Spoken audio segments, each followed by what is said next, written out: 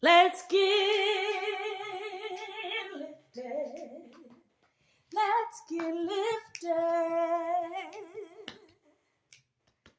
Let's get lifted. Let's get lifted. Let's get lifted on these ABCs. 1, 2, 3s. Take a look inside. Everything you need is right in front of you. Right inside of you on these ABCs. Thank you for getting lifted with me. My name is Lauren Jones, and I'm Amplify Billionaires leader, and I would love to teach you a few icons. Will you learn them with me? Thank you, and then share them with someone else. We're going to start with Ronald McNair, born October 21st, 1950, passed January 28th, 1986. How old was he when he passed? 35. An astronaut. On February 3rd, 1984, mission specialist Dr. Ronald McNair and his fellow crew members on Space Shuttle Mission 41B executed the first runway landing of the Challenger at Kennedy Space Center. McNair, a laser physicist, also played a key role in the mission's other firsts, activating the Manned Maneuvering Unit, operating the Canadian arm, which positioned crew members around the Challenger's payload, and performing numerous mid-deck experiments. In his spare time in space, McNair entertained the other 4 astronauts with a jazz concert on his saxophone, also a first in space. McNair's advanced research in laser technology has been instrumental in advancing the uses of lasers. On his last Challenger mission, McNair was responsible for the Spartan Halley, a satellite designed to track the orbit of Halley's Comet. That flight ended in a tragic explosion on January 28, 1986.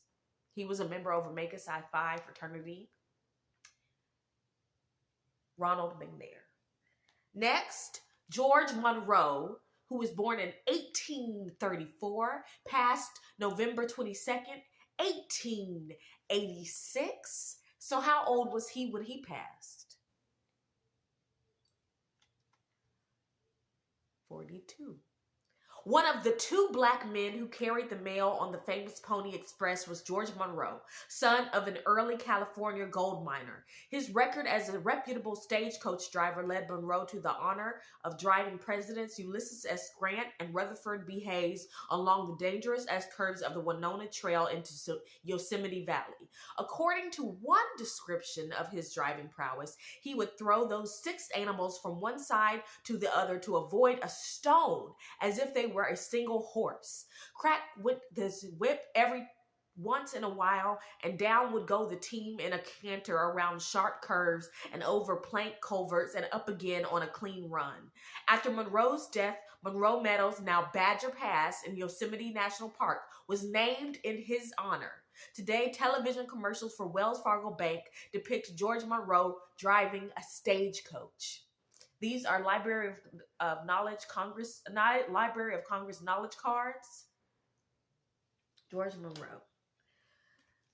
Next is Bob Moses.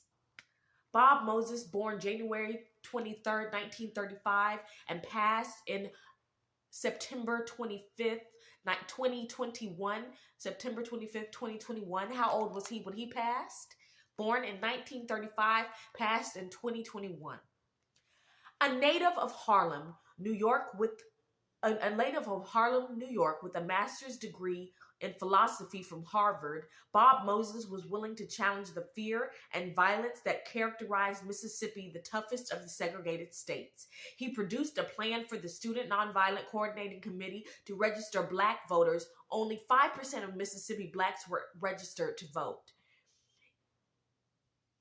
Beginning his project in Macomb. Little more than a year later, it had 6 offices with 20 field secretaries. In 1963, Moses was instrumental in organizing the Freedom the Freedom Vote, a mock election that garnered 85,000 ballots from unregistered African Americans who got their first taste of the political process.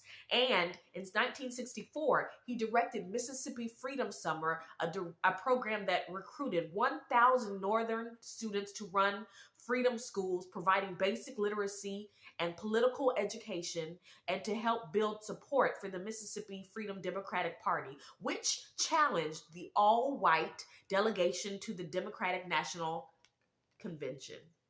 Library of Congress knowledge cards. All right. Brown versus Board of Education.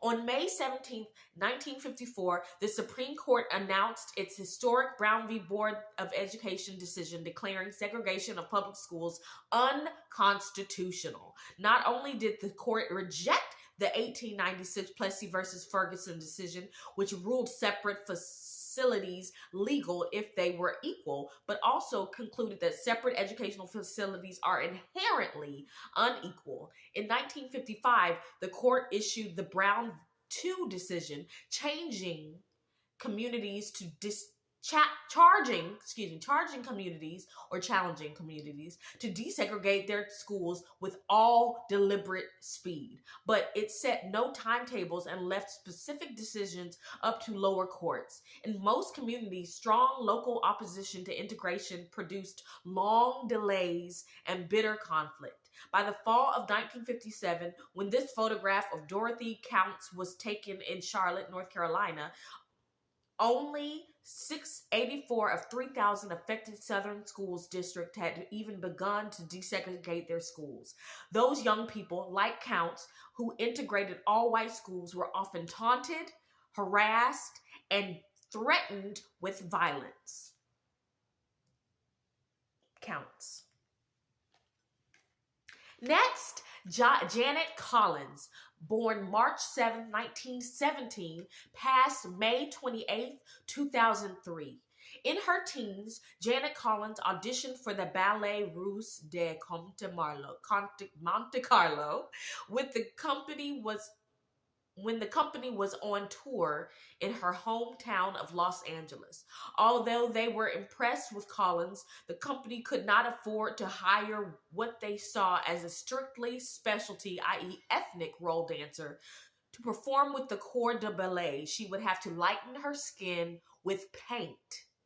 This stipulation caused Collins to pass on her first big break, and served notice to the dance world that first-rank performers of color were no longer willing to disguise themselves as a condition of employment.